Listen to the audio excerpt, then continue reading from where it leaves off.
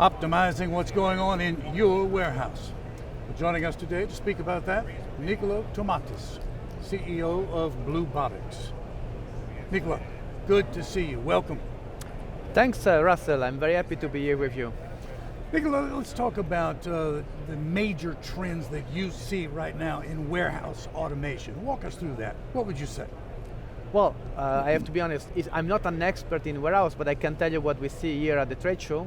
There is a clear trend towards moving objects, moving sub-assembly and warehousing stuff with automated guided vehicles and autonomous mobile robots. This is really a trend that is getting more and more important.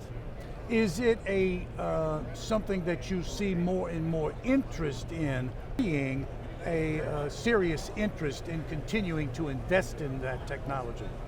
That's what we see from the end customers. We really see that they were willing to use that in the past, but they are more and more needing it.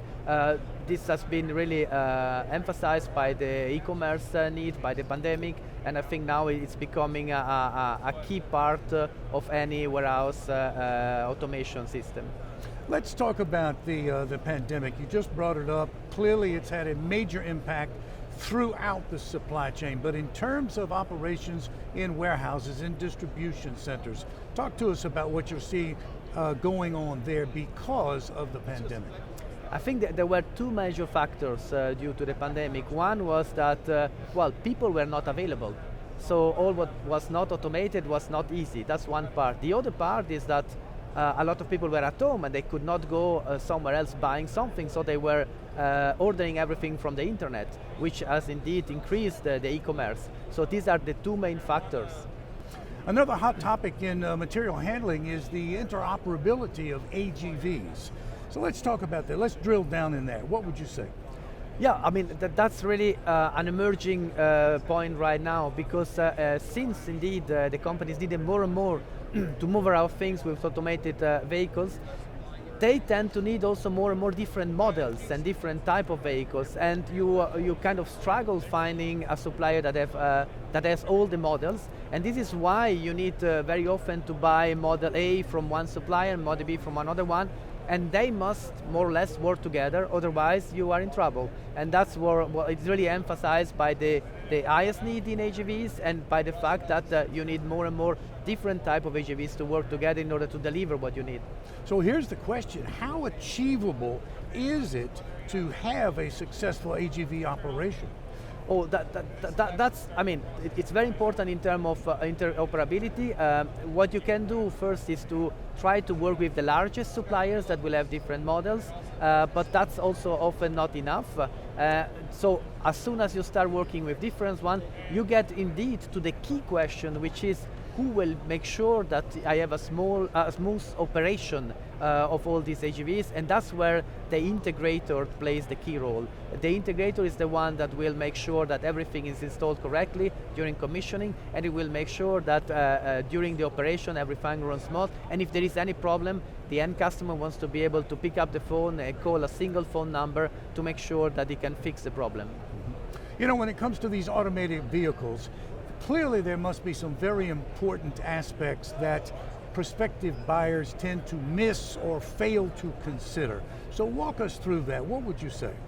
Oh, the first thing is that one has to be careful that technology by itself is not solving the problem. The problem is solved by matching the technology to the process you have to automate. So one has really to understand what is the process to be automated. The other thing that one has to be careful, especially if someone is coming from a manual process, is that you cannot really automate a manual process one-to-one. You will have to analyze it, maybe simplify it before being able to jump into an automated process, and that's again where the integrator will help the end customer to figure out how to do it.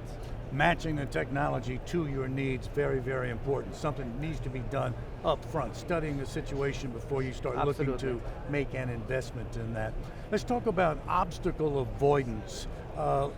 When does that make sense? What do I need to consider there? There are many. I mean, it's an interesting question because there is a lot of trend hype about obstacle avoidance. What we think is that obstacle avoidance could be used only where it makes sense. I make a very simple example. If you have a cleaning machine, an automated cleaning machine that has to move everywhere, this machine will very likely encounter obstacles, and if it stops and waits, it's not doing a great job.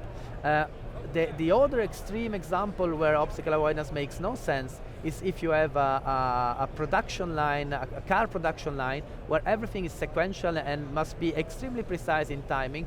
That's where it does not make sense at all to use obstacle avoidance. And then depending on the application, you may want to go a little bit more on one side or the other, but our idea in the company is that one should never choose only one or the other. One should really, again, analyze the use case and decide where it makes sense and where it makes no sense.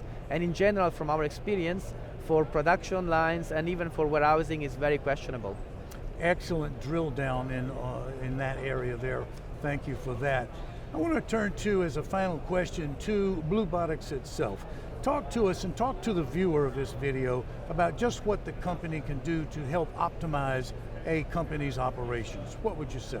Yeah, so BlueBotics is a company delivering a navigation system and fleet management for any kind of forklift, automated guided vehicle, or autonomous mobile robot.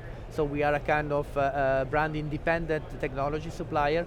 And today, indeed, we have many customers a little bit everywhere in the world that provides vehicles using our technology, with the advantage that those different suppliers can work together because they use the same baseline, which is our technology. It's great drill down right there. Appreciate that so very much, and I'm sure the viewer does as well. Listen, Nicola, I know you were busy here at the conference, but you found time to speak with us. Thank you very much. Thank you very much, Russell. It was great talking with you. That's Nicola Tomatis at BlueBotics, speaking with us today about optimizing operations in your warehouse. Thanks for watching.